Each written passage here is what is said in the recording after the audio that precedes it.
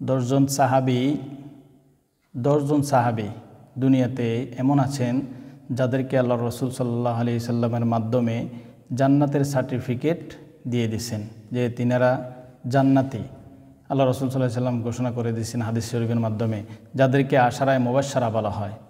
আশারায়ে মুবাশশারা 10জন সাহাবীর নাম আমরা শুনি একটু। প্রথম নম্বর হলো আবু বকর, উমর, উসমান, আলী, তালহা। সিরিয়ালে 5 জন আল্লাহ রসুল সাল্লাল্লাহু আলাইহি সাল্লাম তাদেরকে জান্নাতের সুসংবাদ দিয়েছেন। আবু বকর, ওমর, ওসমান, আলী এই 4 জন হলেন ইসলামের খলিফা। ইসলামের 4 জন খলিফা এবং তালহা রাদিয়াল্লাহু তাআলা আনহু ওনারা হলেন ইসলামের খলিফা সহ এই 5 জনকে আল্লাহ পাক রব্বুল আলামিন তাদেরকে জান্নাতের সার্টিফিকেট দিয়েছেন। এর সাথে হলো হযরত জুবাইর রাদিয়াল্লাহু তাআলা আনহু, হযরত আব্দুর রহমান ইবনে আউফ রাদিয়াল্লাহু তাআলা আনহু, হযরত সাদ ইবনে আবি ওয়াক্কাস রাদিয়াল্লাহু তাআলা আনহু, সাঈদ ইবনে জুবাইর রাদিয়াল্লাহু তাআলা আনহু, আবু উবাইদা ইবনুল জাররাহ এই 5 জন।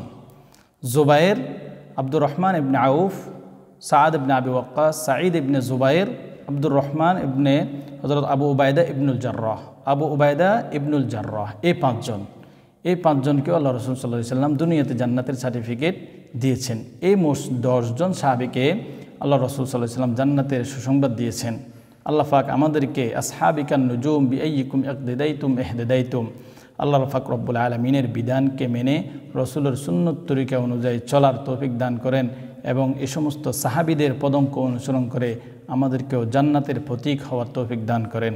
ওয়া আখিরু দাওয়ানা আলহামদুলিল্লাহি রাব্বিল আলামিন। আসসালামু আলাইকুম ওয়া রাহমাতুল্লাহ।